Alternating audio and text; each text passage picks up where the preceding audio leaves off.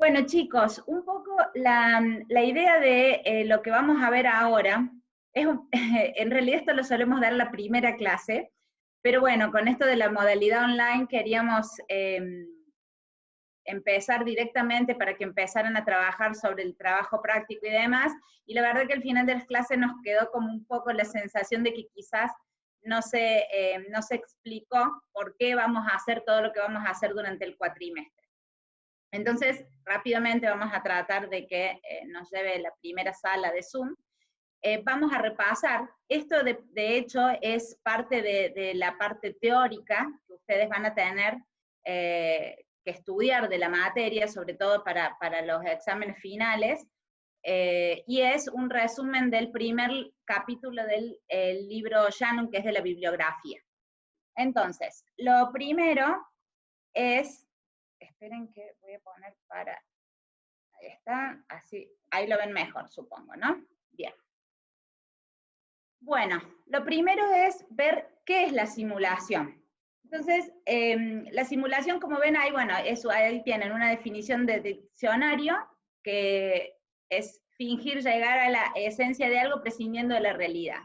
Y una definición un poco más acorde a nuestro entorno, es justamente que es un proceso de diseñar un modelo de un sistema real y realizar experimentos, justamente para evaluar el comportamiento del sistema y ver las diferentes estrategias que tenemos para la operación de un sistema u otras cuestiones.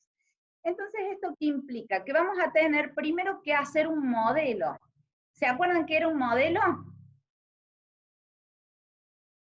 Vamos a poner acá justamente una representación de un conjunto de ideas o de cosas de la vida real.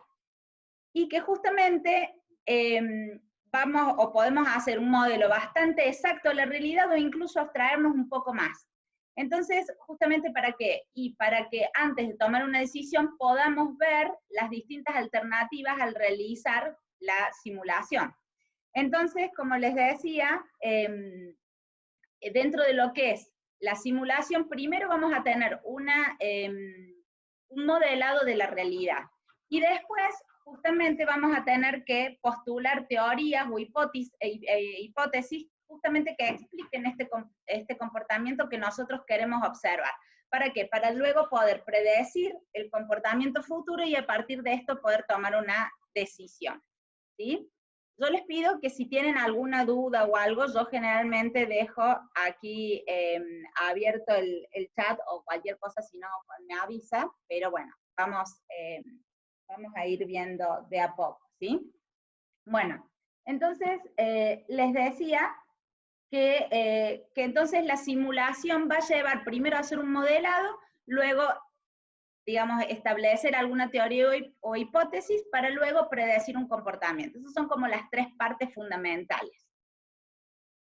Justamente cuando hablamos respecto de los modelos o cuál es la función que cumplen los modelos, bueno, pueden tener muchísimas funciones, pero una decimos, bueno, ayuda para el pensamiento.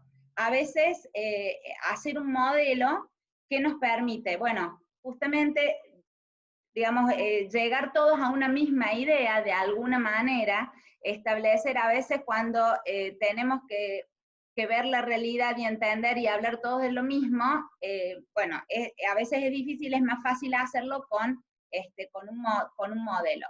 Fíjense que la segunda función que tiene, dice, nos ayuda para la comunicación. Y esto muchas veces cuando tratamos de describir la realidad o sobre todo abstracciones de la realidad, el lenguaje suele ser muy ambigua. Entonces, escucharon muchas veces la frase que una imagen vale más que 1000 palabras. Bueno, justamente de eso se trata, de que a veces un modelo, una imagen, una representación de la realidad nos ayuda a que todos entendamos lo mismo.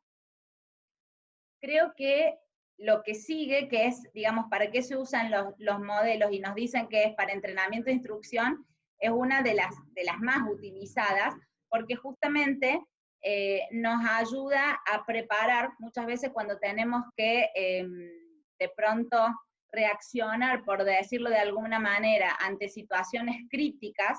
Por ejemplo, se me viene a la mente, no sé, un un aterrizaje de emergencia de un avión. Si de pronto la persona que tiene que pasar por esa experiencia no tuvo muchísimas horas de entrenamiento y de instrucción, es muy difícil que, o las personas de hecho reaccionamos todas de distintas maneras ante situaciones o fenómenos de ese tipo. Por lo que justamente los modelos y las simulaciones nos van a ayudar a realizar entrenamientos e instrucciones, ¿sí? Por ejemplo, como les decía recién, si los pilotos tienen horas y horas de entrenamiento en simuladores antes de realmente pilotear un avión. Lo que pasa es que imagínense, el riesgo es enorme, si de pronto no llega a salir bien. Otro caso que se me ocurre ahora, que hace poquito volvieron a enviar una misión a la Luna, los astronautas también realizan todo este tipo de entrenamiento simulando, digamos, ambientes donde las fuerzas G están al extremo, bueno, situaciones donde no hay gravedad, etc. Bueno, también nos sirven como herramientas de predicción. Justamente creo que esta es la principal característica y al menos para lo que los vamos a utilizar. A veces llevar a la práctica una idea o por ejemplo, en una organización o compañía, llevar algo y establecer algo sin saber si va a funcionar, puede llevar muchísimos costos. ¿A qué me refiero? A que puede haber muchos, sí, costos ya sea desde insumos o desde costos de pronto, no sé, costos de calidad, costos de operación, ya sea por hacer tal o cual otra cosa, y de pronto no siempre se tienen los resultados esperados. Entonces, de pronto llegar a hacer algo mediante una simulación nos puede permitir tomar la decisión correcta e incluso poder analizar distintas hipótesis a través de distintos modelos y llegar a la conclusión de cuál es la mejor o la que nos ayude a tomar esa decisión. Y por último, también nos ayuda para la experimentación. Eso también es un poco similar a lo que ocurre con el caso anterior de la predicción. A veces hay situaciones que son difíciles o que tenemos una sola posibilidad para hacerlo, y entonces si no estamos exactamente preparados, bueno, es un poco difícil. Entonces, de esa manera, mediante la experimentación, justamente podemos hacer simulaciones y ver cuál es la que nos conviene hacer, ¿sí? Bueno, avanza un poquito más. Ahí está. Bueno, esto es lo que es la clasificación de los modelos de simulación. Hay como distintas clasificaciones, por eso los pongo acá como, por ejemplo, tenemos los icónicos o físicos versus analógicos o simbólicos. Los icónicos o físicos justamente son aquellos que se asemejan al sistema real, generalmente que están manejados a otra escala, pero que son prácticamente idénticos a la realidad. Los analógicos justamente son los que se les puede sustituir una propiedad y que se comporta de manera similar, ¿sí? Respecto de los simbólicos, son los que utilizan un conjunto de símbolos en lugar de una entidad física para representar esta realidad. Y esto, dentro de todos los simbólicos, tenemos otras clasificaciones, por decirlo, o características, que son los modelos estáticos o dinámicos, los determinísticos estocásticos, discretos y continuos, ¿sí? Entonces, respecto de, por ejemplo, los continuos son aquellos en donde ustedes saben que las variables pueden tomar valores reales, y los discretos aquellos en los que las variables solo toman rangos de números enteros. Por otro lado, por ejemplo, los determinísticos, los determinísticos, bueno, justamente les decía que esos son los que no se ven afectados por variables aleatorias y se conocen con exactitud. Y los estocásticos o probabilísticos son en general los que vamos a utilizar nosotros porque pueden sufrir modificaciones esas variables dentro de lo que son las distribuciones de probabilidad. Bueno. Acá tienen, fíjense en esta en esta filmina, cómo van los modelos justamente desde los modelos físicos hasta los matemáticos, es decir, cómo va desde lo más exacto, que sería un modelo físico, hasta lo más abstracto, que sería un modelo matemático, ¿sí? Fíjense, en el medio tenemos, por ejemplo, la simulación por computadores, o los juegos administrativos, analógicos, o modelos a escala, ¿sí? Esto es como para que tengan una idea nomás. A ver, ahí está. Bueno, ventajas y desventajas. Estas son un poco primero las desventajas. Muchas veces se dice que la simulación tenemos modelos que son entradas y salidas, es decir, que vamos a obtener una salida si siempre les damos alguna entrada. Por lo tanto, se dice que corren en lugar de resolverse. Y que por sí mismos, digamos, son incapaces de resolverse, por eso se dice que la simulación es una metodología de resolución de problemas y no una teoría. ¿Cuáles son las desventajas que podemos llegar a encontrar? Bueno, que nada, como les decía, si uno en un momento dado quiere hacer una simulación, puede llegar a interrumpir las operaciones de la compañía, o si a veces la gente es parte integral de esta simulación, puede afectar los resultados. A veces es difícil mantener las mismas condiciones operativas si hay que repetir esta simulación muchas veces, o puede llegar a ser costoso. Y también difícil a veces es obtener el mismo tamaño de muestra entre algunas cuestiones. Respecto de cuáles son las ventajas, las ventajas, yo creo que entre las principales, o la que nosotros más recalcamos o rescatamos, es justamente la ventaja que tenemos a la hora de tomar decisiones, porque podemos de alguna manera simular distintas situaciones y ver cuál es la que nos conviene, cuál es la mejor o la más óptima, por decirlo de alguna manera, ante alguna situación, y que nos permite ahorrar muchísimos costos en vez de implementarlo directamente. Por otro lado, una de las mejores ventajas que tiene es esto que les decía respecto del entrenamiento y de la instrucción. Para avanzar y que no me quede sin tiempo, esto es simplemente una estructura de lo que son los modelos de simulación, muy, muy genérica, para que lo entiendan. Efecto del comportamiento es el resultado que nosotros tendríamos de la operación, es la E mayúscula, y tenemos, por un lado, las XY, que son las variables y parámetros que vamos a poder controlar, ¿sí? O sea, las que vamos a poder ir variando en cada simulación, y los YI son aquellas variables y parámetros que no vamos a poder controlar o que van a permanecer constantes.